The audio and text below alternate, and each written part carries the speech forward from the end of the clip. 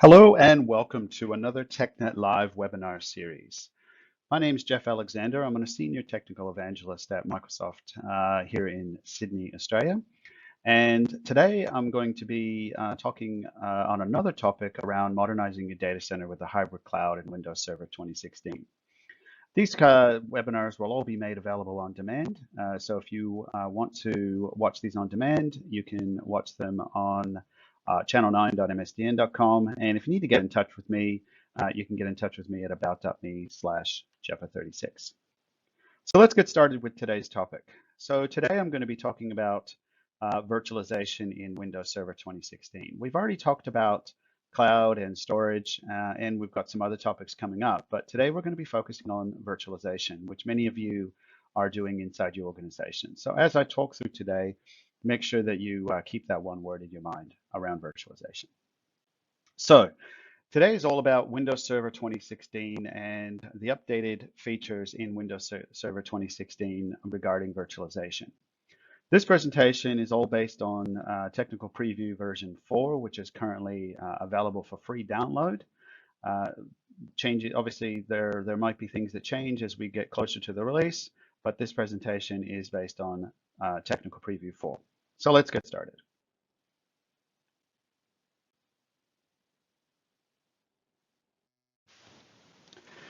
So from an agenda perspective, I first want to talk about looking back on what's been in Windows Server 2016 from a product perspective. And then we're going to talk about what we're doing around security isolation, availability, rolling cluster upgrades, and how we're helping to drive operational efficiencies. So let's get straight into it. So when we look back on Windows Server 2016, Windows Server, in regards to virtualization, we introduced virtualization in Windows Server 2008. And we introduced some platform management changes in 2008 R2. And then really when we think about Server 2012, this is where we really started to introduce some of our industry leading scale and performance. Things like the ability to have a terabyte of RAM in a VM, and also looking at being able to have up to 64 virtual CPUs within a VM. With Server 2012, Windows Server 2012 R2, System Center 2012 R2, and also Microsoft Azure, we started to look at using Azure as a design point. And you heard me talk about in previous webinars where we talked about looking at Windows Server and also looking at cloud as an architecture. So we started to think about Azure as a design point. For example, a lot of the networking virtualization capability that we have in Windows Server 2012 R2 really came out of Microsoft Azure and those changes. So we've added a lot of those capabilities into the operating system itself. But it's been around since 2008, so it's been around for quite a while. So virtualization has been around. What are we doing in Server 2016 to help with that? Now, when you think about where we are, where Microsoft is from a virtualization point of view, Gartner has had us a leader in all of the 4 magic quadrants. And one of those is x86 virtualization. And we've been a leader for some time in this particular area. And we are a leader in public cloud storage services, cloud infrastructure as a service, and also application platform as a service. And we're really the only vendor that is the leader in all these 4 quadrants. It's really important to understand that where we have come since we released virtualization in Windows Server and where the industry actually sees us in this particular area. So the first section I want to talk about is security and isolation and what we're doing in Windows Server 2016 in regards to that.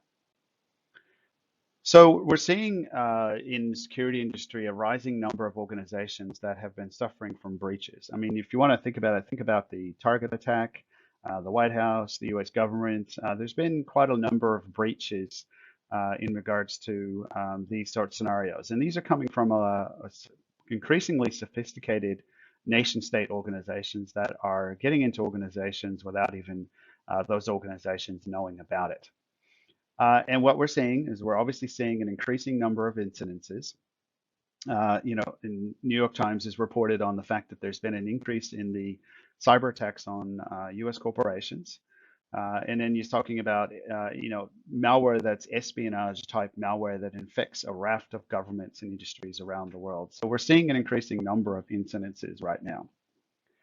There's a lot bigger motivations for these organizations that are doing that. There's a lot of money in it. Cybercrime is costing the US economy a huge amount of money, upwards of $140 billion, according to a report by the Los Angeles Times. And we think about how easy it is for these hackers to get in. In the case of a bank in the US, they allegedly stole unlimited amounts of cash from a bank in just a few hours. So there's very real threats that are occurring right now. And there's much bigger risks. Some of these risks could be coming from the inside, and sometimes it could be in the BIOS. And we're even hearing that forget carjacking, soon it will be car hacking. So there's a lot of change going on in regards to an emerging security threats. And what are we actually doing around this? Well, first of all, we have to look back on what virtualization has actually enabled over the last few years. So first of all, we've ended up with what we call a privileged fabric. So for those of you that are administrators or fabric administrators, the spread of virtualization in organizations has led to unexpected security implications. First of all, if you're a fabric administrator, more than likely you have probably the highest privileges inside your organization. That's probably higher than domain staff, domain administrators. You're probably the most trusted administrator. You have access to Hyper-V hosts and also all those VMs that are running on those Hyper-V hosts as well. And if you look at, as we start to virtualize domain controllers, if you're a Hyper-V administrator, you can very easily shut down a VM, copy the virtual disks, and get access to the Active Directory database file for an offline attack or to install software. If you were a bad administrator, you could certainly do that. And there is even potentially have full access to tenant VMs in public cloud. So what we're introducing in Windows Server 2016 is a way for us to have strong separation between what the fabric administrators have access to and the workload administrators, and essentially allowing the workload administrators to still have that access. Say if you're a domain administrator, you're an enterprise admin, you need to have access to a domain controller, but there really isn't any reason beyond setting up the virtual machine that the fabric administrator needs to have access to that. So by implementing a technology called shielded virtual machines, we have the ability to separate that out. And we do this through the case of encryption and protected secrets through a service that we use in Windows Server 2016. And I'm going to talk about that in a second so you can get an idea of how that works. So what essentially is a shielded VM? And that's obviously the question people want to know. It's data and state separation. So the data and the state of the shielded VM are protected against inspection, theft, and tampering from both malware and also data center administrators, making sure that only the network admins, the server admins, have access to this scenario. So we want to make sure, and when we talk about data center administrators, this could be fabric administrators, storage administrators, server admins, network admins. So we want to have separation between those two. So how things actually look today, when going back to what I was talking about a few minutes ago, is the fact that if you look at the way that we implement the architecture today, is we have a server administrator that is most likely going to have access to both the physical machine and the virtual machines that are running on that physical machine. And of course, network administrators don't tend to have any access to, storage, network backup operators and virtualization host administrators don't tend to have access to these virtual machines. But the fabric administrator or the virtualization host administrator often does. They can have access to everything. They essentially have the keys to the kingdom. So what we're looking to do is we're looking to encrypt the VM state and the data that it contains. And we've done a lot of this work in Server 2012 R2 as a prerequisite to this, in the ability to be able to do secure boot in Windows Server 2012 R2 and to enable some additional security measures. But what we want to be able to do to take this further is to add some additional encryption algorithms on there. So encrypt the VM state and the data with BitLocker, and then we can control who has access to this particular virtual machine. So what we do, and essentially, is Windows Server 2016 has a new service that is running on it called the Host Guardian service. That does key protection so that we can allow us to store those decryption keys by an external system in a separate domain. So here you're looking at a cloud data center where we have a number of different hosts, and we have some guest VMs that are running on this. And these guest VMs have been encrypted with BitLocker, and they've also had the um, shielding put on for those virtual machines. And we have a key protection service that sits outside of that to allow us to protect that. So essentially when a VM starts, it'll go, hey, can I have, may I have some more keys so that I can start this particular machine? Sure, I know, and you look healthy, and we'll give that guest VM that key so that they're able to actually start that virtual machine. But the building block that we have, as I said, is generation 2 VMs, which we added in Server 2012 R2. We need to run on the current version of the virtual machines. We need to be able to boot from UEFI, which is the user extensible firmware interface. And we put that building block in place with Server 2012 R2. This gives us secure boot, which essentially means that neither the UEFI firmware nor the VM startup files can be tampered with, because not only do we have to protect from the virtual the administrators, but we have to protect from malware that might want to insert itself at boot time. This also enables BitLocker disk encryption to be used inside that virtual machine and allows us to BitLocker encrypt it so we can't do offline attacks. The second part of this is you're going to need a modern OS in the virtual machine. So Generation 2 supports only Windows Server 2012 and Windows 8 and later as your guest operating system. We are working on support for 2008 and 2008 R2, but I haven't heard of any timeline of when that's going to be available. Then there's this notion of the guarded fabric. So the next part of this is the guarded fabric, or what we call the Host Guardian service. This is a Windows Server role that can be used to implement a hardened fabric for that to store our keys. And what that does is this provides attestation and key distribution services so that the guarded hosts themselves. So if we set up a guarded host, so for example, you can go into Hyper-V and you can set up a guarded host so that guarded host can run shielded virtual machines. There's a host that sits within the fabric on which the shielded machines actually run. These hosts have to be identified prior to being trusted and must be configured to pass the attestation process. And then once that's done, the process of host guarding services verifies that a host is part of that fabric, a guarded host, and is in the correct state of its configuration. Then we do key distribution, which is the operation of delivering a key to a guarded host so that it can unlock those virtual machines. And oftentimes that can sit within a separate domain to do that. So example, when you look at the HCS service, must run in its own Active Directory domain and must be isolated from the current fabric infrastructure. This gives us that state separation so that you have that in a separate location.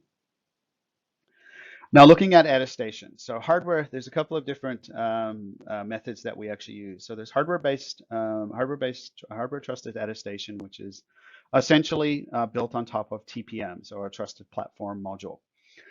This basically gives us, obviously there's more complex setup and configuration for this.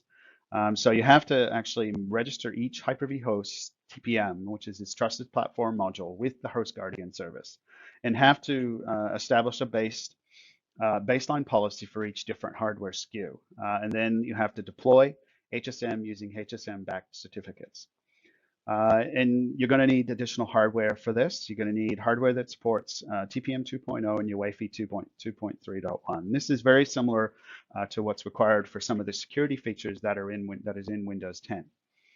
This obviously gives you the highest level of assurance because your trusted root is actually in hardware. And it is compliance with CI policy, which is for key release attestation. And this is generally typical for service providers that would use that, but that's going to be a more complex setup. Now, of course, there's then the other option that enterprises might use, which is for admin trusted, which is Active Directory based. So essentially what you do is you set up an Active Directory trust relationships between that domain, authorize that host to run shielded VMs by adding it to the Active Directory group. Most of the time, you're going to see existing hardware is going to meet that requirements, and then that will allow you to do that. What this allows us to do is to protect data at rest and on the wire, even if that virtual machine migrates, and then secure disaster recovery if you're going to send that information off to a host if it's already shielded. Here you're going to have to make sure that in the case that you're going to have trust within the fabric administrator. There's no hardware trusted or measured boot and no enforced code integrity, but it does give you a higher level than what you would have today. So if you look at the architecture, if you look at the modes here, so configuring attestation. So with attestation mode itself, the TPM mode is used only when you trust the hardware that Hyper-V is actually running on. AD mode is used when you trust the fabric Active Directory and the fabric administrators, which we would see most enterprises actually doing. Now in TPM mode, what you end up with is that it's necessary to configure a valid list of known EK pubs for the authorized hosts.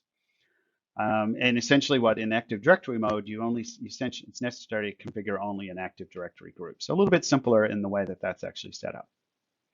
So there is some key release criteria. In TPM mode, the attestation service will validate the health of the host, and it does a number of boot and CI measurements to make sure that that is trusted. And then in AD mode, there's no trusted, no boot measurements or code integrity policies are taken into account.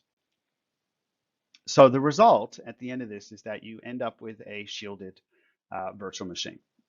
So essentially what is that you have a virtual TVM that gets loaded into the virtual machine that enables you to use disk encryption with that VM and allows you to do that.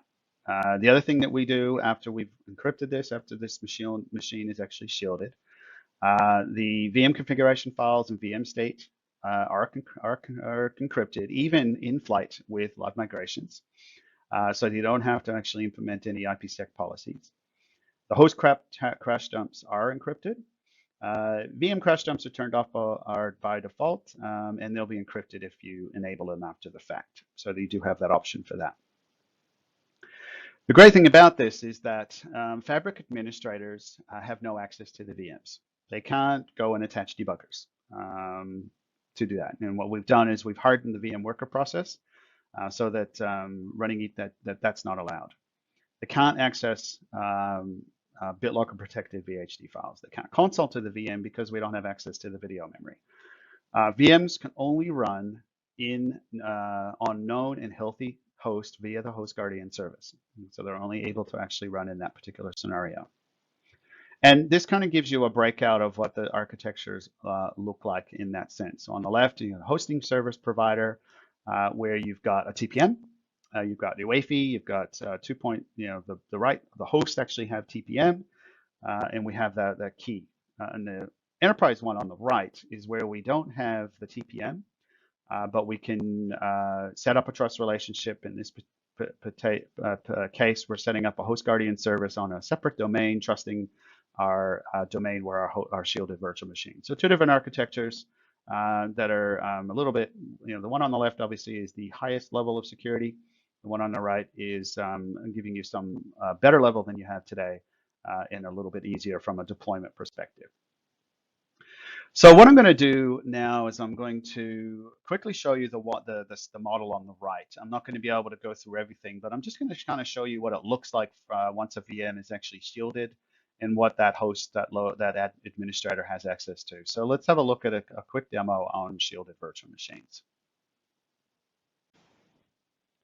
Okay, so let's have a look at what we are actually doing in Windows Server 2016 to address this whole scenario around protecting the virtual machines. Now, I'm going to be playing the role of the administrator. Obviously, I'm not going to be setting it up with a separate domain, but I'm just going to show you what it looks like when we actually turn on shielding for a virtual machine. So the first thing I want to start with is a couple of virtual machines that I have currently running in my environment. I've got a admin box and I've got a SQL machine. So if I look at the settings for these two machines, I want to start with the building blocks that we did with Windows Server 2012 and 2012 R2. Because you notice that on this particular machine, I have enabled secure boot, and I'm using the template. We're very much template driven at the moment at Microsoft. And I've also enabled TPM. Now, I've also, if you look down here at the bottom, I've got additional security profiles that I can add. We have no additional protection, data protection, and shielding. I'm going to turn that on in a second, but I wanted to show you what it looks like from both of these different scenarios. Now, I've also got another machine here, which is a SQL server. Now, obviously, a SQL server would be a machine that has a lot of data on it. And I've got secure boot enabled, but I don't have the trusted platform module enabled. So by having the TPM not enabled means that I can't actually enable things like disk encryption on this device. And I'm going to play the role of the cranky administrator, or the administrator that is not trusted. And I'm going to go ahead and I'm going to mount this VHD. I'm going to go to Browse, and I'm going to go and grab the actual disk for this. And voila, what you can see here is that I've been able to actually mount the disk that's on this particular VM. Because I'm a Fabric administrator, I've got access to all the virtual machines that are running in my environment, and there's no additional security on this VM. Okay, so I can go ahead and actually access that VM. All right, so if I go into my local machine, what you can actually see here is that I could go in and I could go and grab the data that's on this VM, take it with me, and use for an offline attack. All right. So I'm going to go and remove that. I'm going to detach that disk. I'm going to go ahead and remove that disk because I don't want to do that. So I'm going to get rid of that particular disk. And I'm going to go and do a couple of things. So first of all, I'm going to go into settings on this particular machine. And you notice we have TPM enabled. And we've also got enable trusted platform module on this. And I'm going to go ahead and enable shielding. Now, I'm going to show you what it looks like when we start that particular machine.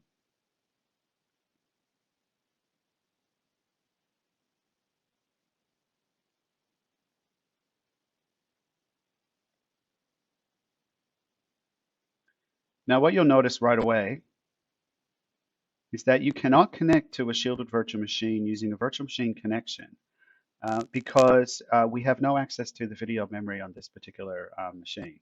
Because we've turned on shielding, we are setting up state separation between the administrator for the virtual machine itself and the Fabric administrator so that they don't have access to that.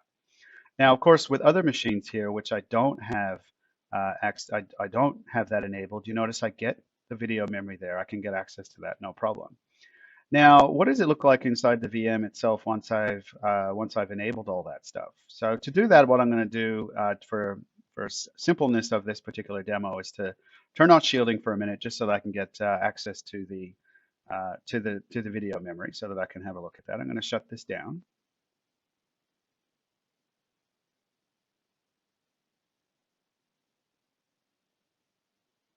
Shouldn't take more than a couple seconds. I'm going to shut this virtual machine down.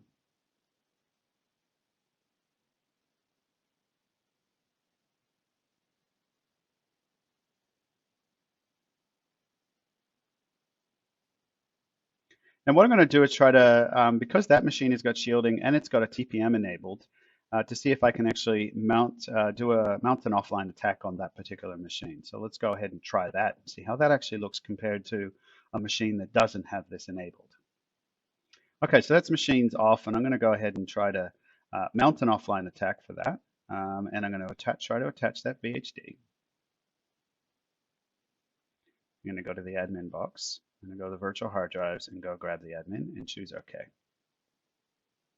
Okay, what you'll notice here is that this particular disk here is BitLocker encrypted. And you'll notice a message is coming up. It says Windows can't find that because I don't have the ability to unlock this particular drive because we have BitLocker encrypted and we've issued some state separation between those two administrators. What about if I tried to run the command prompt, the universal hackers tool, or the command prompt itself? What if I went and tried that? And I did // I said drive is locked by BitLocker encryption. You're not able to actually do that. Okay, so we're implementing additional steps in this to help us with these particular machines, so that we get in a state where those machines are a little bit more secure in those environments where we need that. Okay. Okay, so hopefully that gave you a good idea of what we're doing in regards to security. I want to move on into the next section, which is availability and some of the areas that we're focusing on in regards to availability. And of course, availability, excuse me, is always built around our failover clustering feature, which has been integrated into Windows Server for quite some time. Used to be called Wolfpack back in the day, and but it's been enhanced in Windows Server 2016. First area we're focusing on is the area around VM compute resiliency. And we have this notion, what we do today when we have failures in nodes within a cluster, we aggressively migrate those virtual machines to other nodes in the cluster. And in that case, that can cause a lot of movement around the cluster. So what we're trying to do is provide some resiliency to transient failures. These may be failures where something is, a service stops and restarts fairly quickly, or we have a node that's in a non-responding mode. And, we have configurable times that we can actually keep our VMs running, but not necessarily be monitored by the cluster service. The other thing, so in the event of a node isolations, these VMs will continue to run even if a node falls out of being part of the cluster membership. And we can configure this with PowerShell, and the default is set that to 4 minutes. And what we want to try to do is to make sure that we're being a little bit more resilient to transient failures that actually happen. So when this server comes back up and running, we can take it out of that particular isolated mode and move on to that. The other thing is that obviously there are times where we see issues with storage, and we want to be able to maintain some storage resiliency. So what we'll do is we'll preserve the tenant virtual machine session state, even in the event of transient storage disruption. And that the stack that we're actually running is quickly and intelligently notified on failure of the underlying block or file-based storage infrastructure.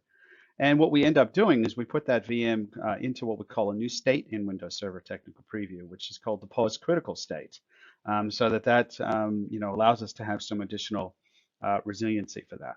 Okay, once it's in that post-critical state, the VM waits for the storage to recover, and then the session state is retained on recovery. So we'll basically freeze that virtual machine so that its session state gets saved. Obviously, during that time, there won't be any access, but we will freeze it and then keep it on that node rather than moving it all around at that point in time.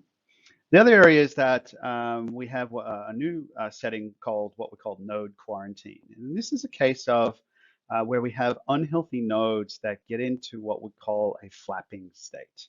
And a flapping state means that the service might be stopping for some reason that we don't know. And what this capability does is it allows us to prevent unhealthy nodes from negatively impacting other nodes and the overall health of the cluster. So a node is quarantined if it is unexpected leaves the cluster 3 times within the hour. Excuse me.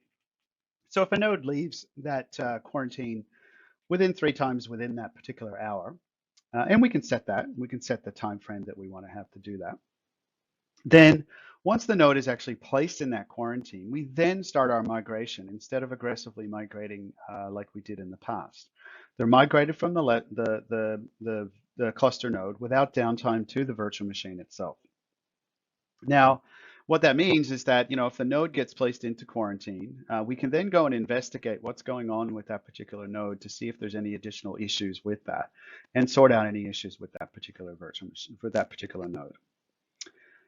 The other thing that we've done is we're not with guest clustering, we're not bound to the underlying storage topology. So we've had shared VHDX for quite some time, which means that we can remove the need for underlying storage for the guest operating system itself, meaning that you can add VHDX files to multiple VMs and set up a cluster within a cluster itself. We've added a new feature in Server 2016 where we're able to do an online resizing of virtual shared VHDX files. It was one of the requests that we got being able to resize those files. If we needed to add additional storage or we needed to increase the size of our shared VHDXs, we can do that without any downtime on the cluster itself. The other thing is the streamline. We're streamlining how VM shared storage is out. Shared VX files can be presented to multiple VMs simultaneously. And what it does is the VM itself will actually see that as SAS disk, and it can use it for guest clustering, where you can set up clustering at the application level. We'll utilize SCSI persistent protections, and the shared VX can reside on a CSV or in SMB-based style. So if you have a separate location for your VMs up on a SMB share, you can put them there, or you can put them in CSV on block storage, whichever you prefer. The other thing is that from a protection point of view, Shared VHDX will now support and fully take advantage of the Hyper-V replica feature in Windows Server 2016. Now, the other part around availability is around memory management. We introduced dynamic memory quite some time ago, and the ability to be able to resize memory and all that kind of stuff. So startup, now memory is an interesting one. It's, you're always looking at memory as what a VM actually needs, what it actually wants, and what it's able to get based on what other systems in the environment actually have. So if you're setting up static memory, startup memory represents memory that will be allocated regardless of what the memory demand is on that virtual machine. So what we can do is we have the ability to do a runtime resize, and this is both increasing and decreasing of our VM memory without VM downtime. Now, the good thing about this is Hyper-V has also put in some protection mechanisms in this, in a sense that it cannot be decreased lower than the current demand. So it'll attempt to go and actually decrease the memory to what you've actually asked it to do. But looking at the current demand that's on the system with all the other virtual machines and what's actually on demand for that virtual machine, it'll only reduce that memory based on what is going to allow that workload to currently run. And then, of course, like everything we do in Hyper-V, you're not allowed to change the size higher than the physical system memory that's currently installed in the system itself.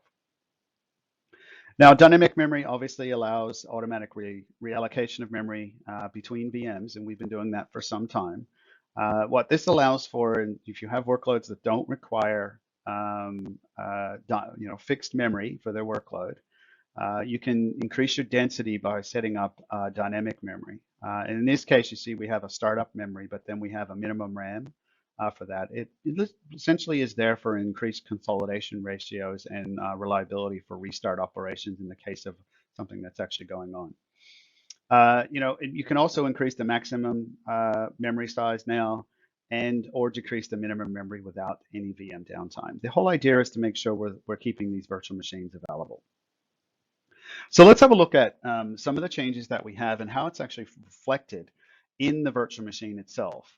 Let's have a look at a demo on some of the memory management changes in Windows Server 2016. Okay, so let's have a look at some of the memory changes that we have in Windows Server 2016 to help us with static memory and being able to dynamically allocate that. So I'm back on that administration machine that I was using before in the previous demo, and you notice that this machine currently has 1 gig of memory allocated to it, and it's working pretty hard. It's sitting around in the high 80s in regards to memory performance. So it's got quite a lot of memory in use and memory that it's actually using. So the workload's working reasonably hard. What I'm going to do I've had a request from the business owner that's running this machine saying, hey, my workload's not running very good. Can you do something for me? But I really can't risk any downtime. So we're just going to go into the Hyper-V manager, and we're going to go and change that memory so that we can make that, handle that workload with the increase that workload actually needs. So I'm going to go into the settings of this particular virtual machine. I'm going to go down to memory, and you notice that we have dynamic memory is not enabled on this machine. We have static memory in here. And what I'm going to do is I'm going to change this to 2 gig of memory for now to see how the workload responds with that. And I'm going to hit apply. And I want you to notice as we move this over a little bit so that you can see my memory here in Task Manager. And I'm going to hit apply on this and watch what happens. Okay, what you're going to see is that this is directly reflected in Task Manager on this machine. So what we've ended up seeing here is that I got a request from the business that they needed their workload wasn't working very well, and we've been able to increase the memory on that machine, and we've halved our workload, how hard that workload is working, just by simply adding additional memory to the device. Now, what if that was an only a seasonal thing or a period in time type of scenario? Well, we could go back and we could actually decrease the amount of memory that that machine has. And I could say, okay, I want to take it back to 1024. And when I hit apply there, now I may or may not get a message from Hyper-V that it wasn't able to actually do that completely. But you notice it was okay at that point in time. And you notice that the memory here has changed. Okay, so we're now at 1021 on the memory there, but there's a bug in Technical Preview 4 now from a instrumentation point of view that doesn't show up. I simply have to close that down and run Task Manager again, and that will allow me to do that. So if I resize this machine and go into Task Manager, and I go to Performance again, you'll notice my memory is now reflected as 1 gig. And then if I go back into Settings, you notice that Hyper-V has looked at the workload and it's been able to allocate the right amount of memory to that workload itself. So hopefully these are some good things that are going to help with memory management in the upcoming release of Server 2016. Okay, I want to move into the next section in regards to availability, and we're continuing the availability piece. It's really talking about networking changes that we've made and around virtual network adapters. And one of the biggest requests that we've had is the ability to hot add of NIC cards into machines, and we can do that. So the ability, administrators now have the ability to add or remove virtual NICs from a VM so that you don't have any downtime. Now, of course, there's some caveats to that. It's enabled by default, and you can only do it with Generation 2 VMs. They can be added using the Hypermanager GUI, or you can do it through PowerShell. So we have support for both of those methods of adding NIC cards into that. We also support any guests, so any supported Windows or Linux guest. So if it's a guest that's supported by Hyper-V, it will work with the hot add removal of virtual NIC cards. So even if it's Windows or Linux. The other thing we can do, and this is actually one of my pet hates, is as well as, oftentimes we have workloads that have a lot of network adapters, and those network adapters are doing different things. So we have what we call this ability to do device naming that flows from the Hyper-V Manager settings you see on the left-hand side, and then match inside the NIC itself inside the operating system. It's great so that you can keep track of what's going on. This is a new capability to name a VNIC in the VM settings and have that flow inside the guest operating system. So in this case, what you would do is you would add a new VM network adapter to the VM, whatever the VM name is, the switch name, and then add a NIC card to it. And then we use the pass-through to set VM network adapter and turn device naming on so that that name matches what's in Hyper-V and inside the machine. Very simple thing. But I tell you what, that's going to probably save a lot of people a lot of time. So let's have a look at some of the things that we're actually doing around VNIC enhancements real quickly in a demo. Okay, so here I am on a machine that currently has 2 network adapters attached to it. One attached to CorpNet and the other attached to an internal network. And I'm going to show you some of the new features we have in regards to being able to hot add network adapters and also network naming. So if I wanted to add a network adapter with the Hyper-V Manager, we now have the ability to go and hot add network adapters, and that's on by default. And this is a Generation 2 VM. And if I go and add that, put it on a network, and you'll see that that will show up directly in the network. Now you notice that my switch is called this particular name, and that switch is named that for a specific reason. But you notice it just comes up with Ethernet 3 in the in the actual VM itself.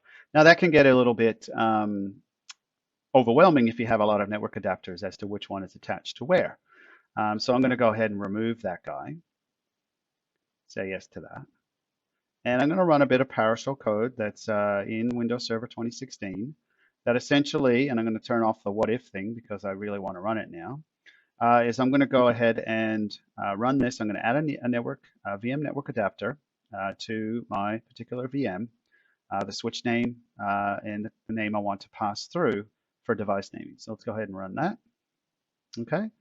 So that's actually run. And if we go over to our machine, you'll notice that we end up with a new switch that's been added, and it's on the correct network. Now, if we go into the settings of that virtual machine, you'll notice here that we have a little name underneath called CorpNet2. Okay, so we not only have we named the switch, but we've named the name underneath it as well. So it's very simple things to help with your naming of your virtual network cards on your virtual machines. Okay, so let's move on into how we're actually addressing upgrading from Server 2012 and 2012 R2. And we're introducing a technology in Server 2016 called rolling cluster upgrades. And let's have a look at how that actually works. So if you're here, for example, you're seeing I'm sitting on a cluster with 3 nodes, using some using some shared storage, pretty standard stuff. And it's running Server 2012 R2. And we're going to begin the process of being able to upgrade our cluster nodes without downtime for those key workloads. So what we can do here is that we can upgrade the OS of the cluster nodes that are currently running on Server 2012 R2, and right now to the technical preview, without stopping any of the workloads that are actually running, so that your infrastructure can keep pace with the new technology, but you're not impacting those particular running workloads. So let's have a look at how the process actually works. So it's a phased approach that we actually use. So first of all, what we do is we pause the actual node that we want to upgrade, and we drain all those workloads by using the inbuilt migration capabilities of clustering that's available then.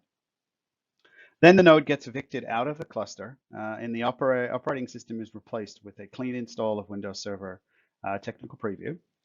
So once that's actually done, then we can add the node back in to the active cluster. And the cluster is sitting in what we call mixed mode at that point in time. And we certainly recommend that only being for about a month or so. And the process gets repeated to all the nodes until all nodes are upgraded to Server 2016. And at that point, the cluster functional level will stay at version 8 on Windows Server 2012 R2 until all the nodes have been upgraded. And the administrator, all they simply have to do is run an update cluster functional level PowerShell commandlet to update that cluster to Server 2016. Fairly straightforward process to go ahead and do that. Now, of course, there's a new upgrade process as well. Now, the current version that you're running right now in Server 2012 R2 is version 5. And then the administrator has to come along. So when a VM is migrated to the technical preview host, it'll remain in version 5 of that virtual machine. And so what you need to actually be able to do is run a PowerShell commandlet called update VM version and the VM name, which will take it from version 5 to version 7. So it's just a case of running that on those nodes by running update VM version. It'll be migrated to the newest hardware version and can use all the new features in Hyper-V itself. Now, from a servicing model point of view, VM drivers, integrated, all that kind of stuff gets upgraded. We are changing the way that we're doing virtual VM integration components. They're going to be pushed directly to Windows Update as opposed to having to insert media onto the device. It's a cleaner process, and it means that we're leveraging Windows Update just like we do for other updates. So let's have a look at a demo of rolling cluster upgrades. Okay, so in this demo, I'm going to show you how we can do rolling cluster upgrades on a cluster that's currently running Server 2012 R2. So here I have a cluster called Cluster 01, and that cluster has a couple of nodes, and both of those nodes are currently running Server 2012 R2, and we're going to do an upgrade to upgrade this to Server 2016. So the first thing I want to show you here is that obviously we've got a couple of nodes that are currently running on this machine, and so we've got a couple of nodes One of those nodes is, you notice that we have FS01 2012 R2 and FS01 2012 R2, two of these, and they're both running Server 2012 R2 Data Center Edition. And you can see they're both running that. And of course, we've got a role. We've got a role running on this machine. We have a scale-out file server, so we have a workload that we're using, that the business is actually using, and but we want to keep innovating, and we want to be on the latest operating system, so we want to upgrade this up. So what we start off with is we first of all need to pause and drain the roles that are currently running at the moment. Now I'm going to start by going up to my first node in my cluster, and I'm going to go to pause, and I'm going to go and drain these particular roles. And what you're going to see is when we do that, it's going to move those roles off. So as we do that, you see it's draining those particular roles, and it's been paused. Okay, so effectively now we have the ability to evict this out of the cluster and do the upgrade process that we want to do. So which is what I'm going to do. I'm going to go down to more actions, and I'm going to evict this node out of the cluster. It obviously sends me a warning to say, you want to make sure you want to do this, and that's out of the cluster. Now, at this time, what we would do is we would rebuild this server with Windows Server 2016, and let's assume, and for purposes of this demo, to make this fairly quick, is now that node's been evicted out, we've gone away and we've upgraded that node to Server 2016. We want to now add that back to the cluster. So let's go ahead and begin that process. So we're going to go over to nodes, and we're going to go and add node, and we're going to click next through here. Obviously, we're going to go and search for the name of the node. In this case, it's File Server 01 -TP, standing for Technical Preview, and we're going to add that in. So we're going to make sure it gets verified. Okay, so it's found that server. We're going to go and add that and hit next.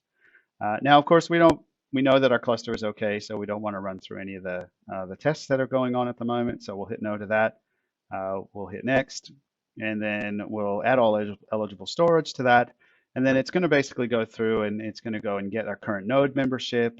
It's going to verify that this particular server can become a fully functioning member of the cluster. And it's going and verifying that stuff in the background. So we'll let that run. And once the wizard's all finished, it says that it's been added. We can go and view a report if we wanted to, but we'll just click finish. And now what you notice here is that we have a server running Windows Server Technical Preview and a server still running Server 2012 R2 Data Center. Now you can run in this mode for about a month or so. So we certainly don't recommend you put it in mixed mode and leave it like that. What you would continue to do now is, if you had all other nodes in the process, is you would go through the same process of upgrading these, draining the roles and moving them off and upgrading them. So we're going to go ahead and onto the second node in this cluster, and we're going to drain and pause the roles on that.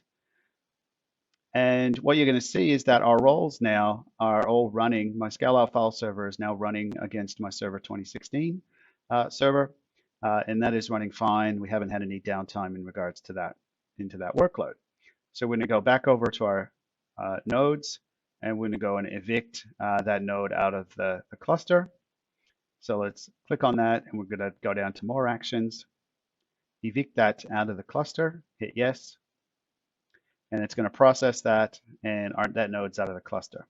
Now, of course, we've gone through the same process with the second node. We're going to rebuild that server with Server 2016 and pretend we're really, really fast when we do this. And now we're finished with that, and we're going to go and add that node to the cluster. And we're staying with our naming convention. We're going to call it FS02-TP, add that in. Make sure that gets recognized. And once that's recognized, we'll add it in. Again, we don't want to go through and validate the tests. We're going to add all eligible storage to that cluster. Now it's going to go through the same process, making sure that particular, make sure we configure the cluster service, make sure that we're waiting for notification that it can become a fully functioning. Now, of course, you could do this all with PowerShell if you wanted to, but we're doing it through the GUI so we can show you what it looks like. And then once it's actually done, you'll see that both servers are now running Server 2016. And what we're going to do is we're going to go and run a PowerShell commandlet to upgrade the cluster functional level. Now with Server 2012 R2, the functional level is version 8, and we need to upgrade that functional level. So we're going to go ahead and do that. It's going to ask me, say, now, this is a one-way, this operation, you cannot reverse this operation, and you cannot add additional, you can't add any Server 2012 R2 servers to the cluster once you actually upgrade the functional level of the cluster. Okay, so we're gonna go ahead and hit yes to all because we want to make sure that it upgrades all of these. We'll hit enter, and that will go ahead and upgrade this cluster to version 9. And then once we've actually done that, that particular cluster is now running and fully functioning as a Windows Server 2016 cluster. So hopefully this gave you a really good idea of how we actually go about doing that, and a quick view at how we can go and update our clusters without any downtime.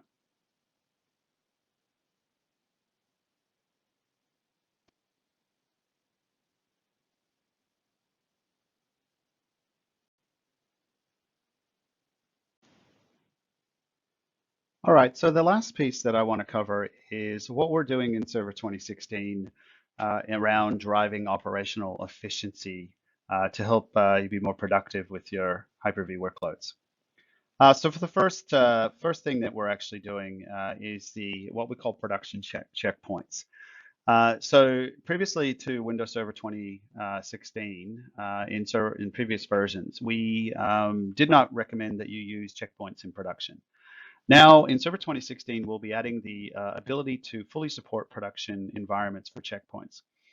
So what this allows us to do is to create what we call point-in-time images of a virtual machine, which can be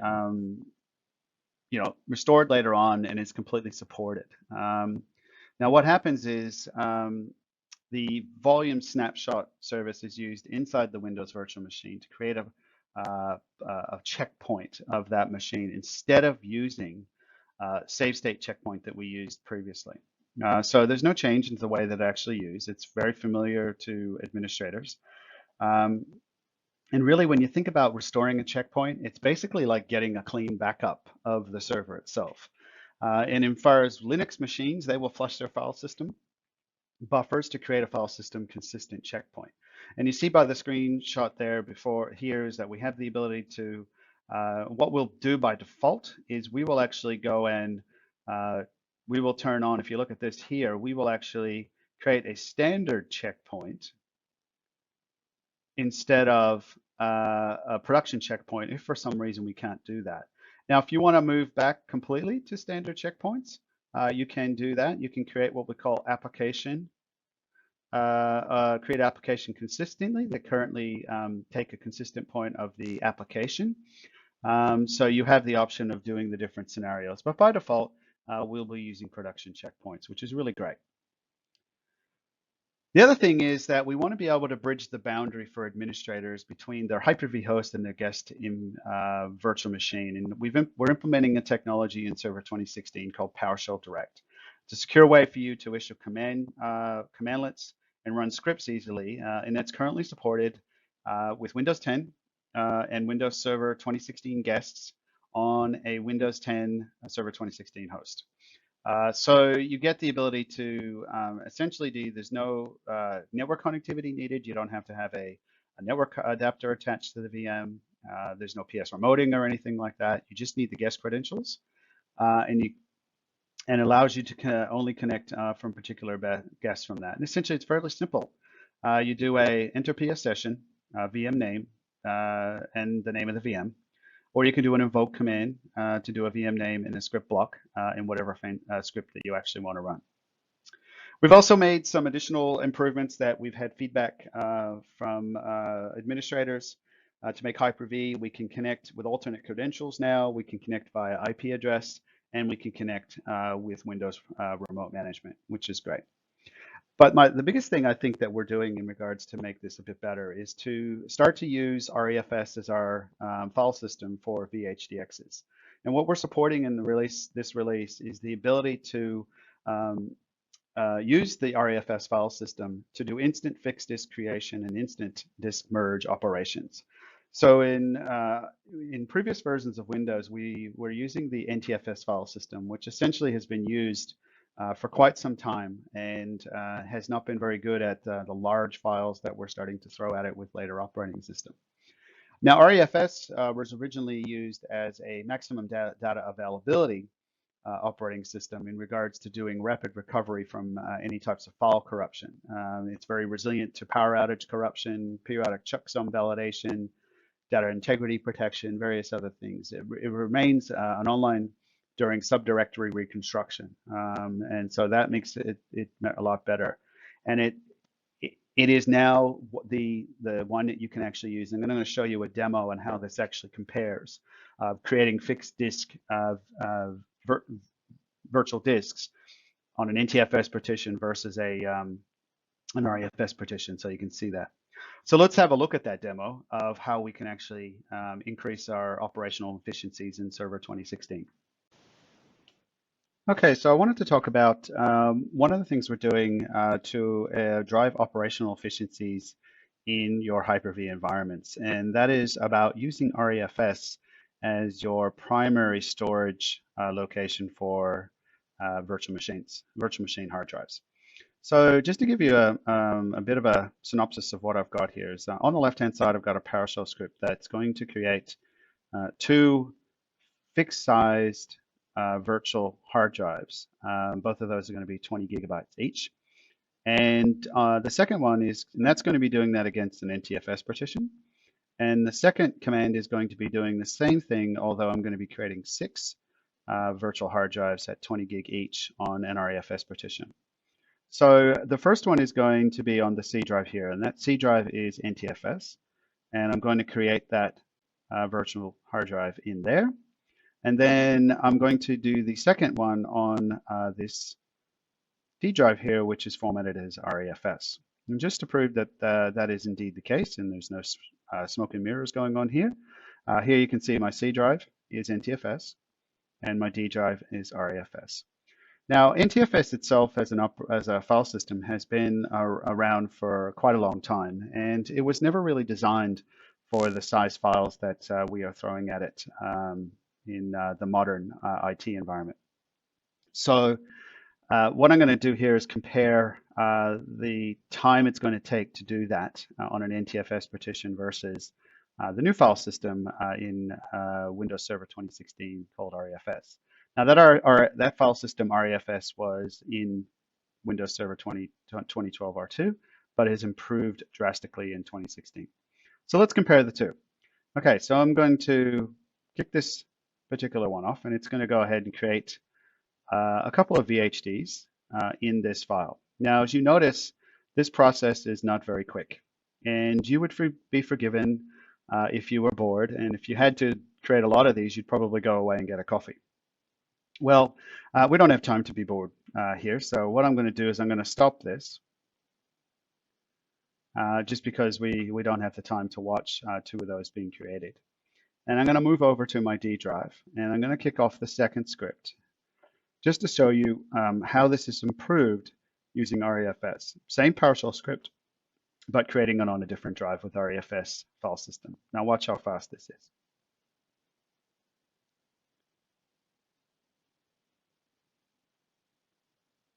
Boom, done. That's pretty dramatic when you think about what's actually going on here. And with NTFS, it didn't really matter if you had a super fast file, disk subsystem underneath that. It wouldn't create them any faster. This particular laptop has 2 SSDs that are the same speed on each of these partitions, but they're just formatted with a different file system. So we hope that using REFS is really going to help to drive operational efficiencies in your data center and help you to do fixed virtual disk creation a lot more quickly and merge operations as well.